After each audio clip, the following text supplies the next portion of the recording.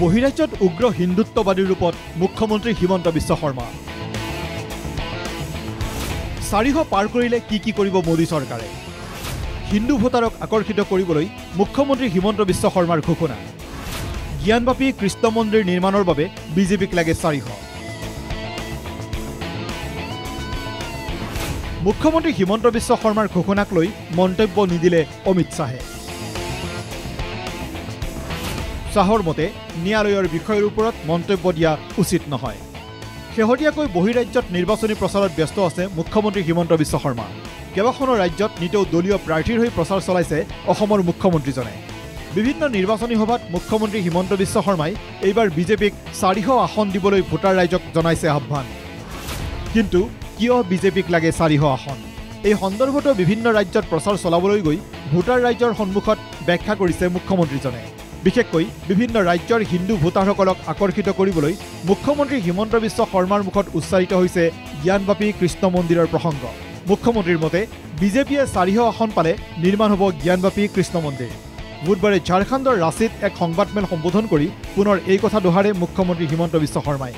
कांग्रेस का समय में ऐसा कानून बनाया गया कि no civil court, no high court, no supreme court can adjudicate on the ownership of Krishna Janambhoomi and Gyanvapi, so-called Gyanvapi Masjid.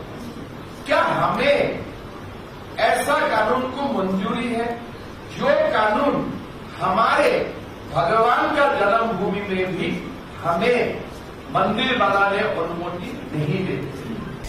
লক্ষণীয়ভাৱে জ্ঞানবাপী আৰু কৃষ্ণ মন্দিৰ নিৰ্মাণ প্ৰসংগক মুখ্যমন্ত্ৰী হিমন্ত বিশ্ব শৰ্মাই বহিৰাজ্যত নিৰ্বাচনী ইছ্যু হিচাপে ব্যৱহাৰ কৰা সন্দৰ্ভত প্ৰতিক্ৰিয়া দিয়াৰ পৰা বিৰত আছে কেন্দ্ৰীয় গৃহমন্ত্ৰী অমিত শ্বাহ।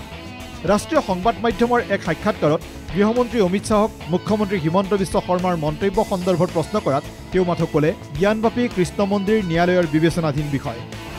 ন্যায়ালয়ৰ বিষয়ৰ ওপৰত মন্তব্য দিয়া উচিত নহয়। हिमंता जी ने जो कहा था कि ज्ञानवापी की जगह विश्वनाथ मंदिर और कृष्ण जन्मभूमि, ये भी 400 का नंबर जो है टारगेट उसके लिए। देखिए वो दोनों केस सुप्रीम कोर्ट के सामने है। सुप्रीम कोर्ट नहीं, न्यायालय के सामने किसी न किसी स्तर पर पड़े हैं, लंबित है। न्यायालय ने इसका संज्ञान भी लिया है।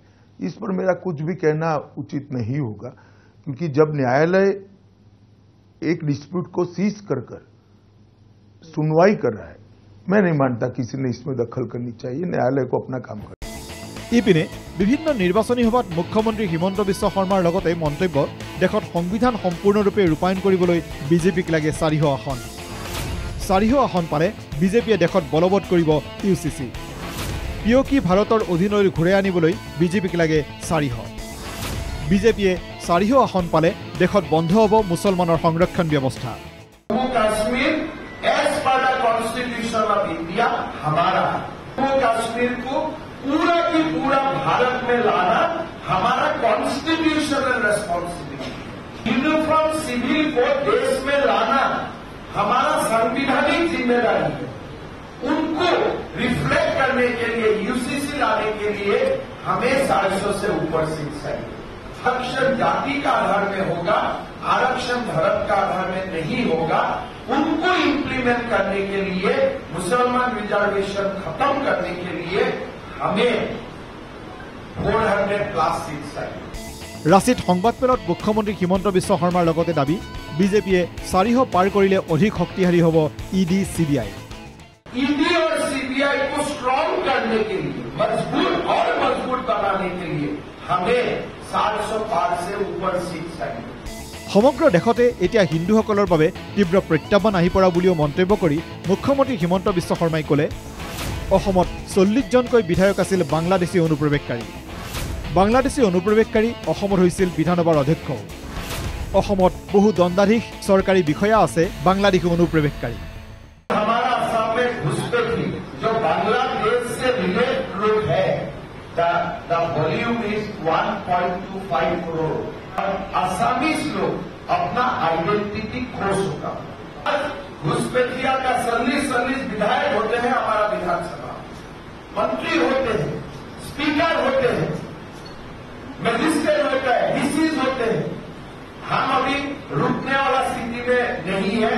हम तो अभी फाइट कर रहा हूं हमारा एग्जिस्ट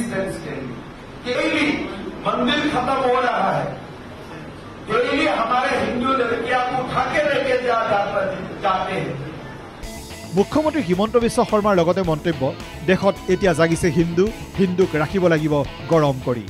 अभी पूरा हिंदू गरम हुआ है, गरम रहने दो, ठंडा मत करो। हमारा जो सेकुलर लोग है ना, हमें ठंडा कर देगा। अरे मत बोलो जय श्री राम, अरे आप नमाज बंद कर पाएगा? तो हिंदू जागा है बहुत सालों का बाद, तो हिंदू का आवाज कम मत कीजिए, because Hindu will build this nation. ये हिंदू का देश है, 5000 सालों से ये हिंदू का देश है, और हिंदू ही भारत को गौरवशाली बनाए। News desk report NKTV।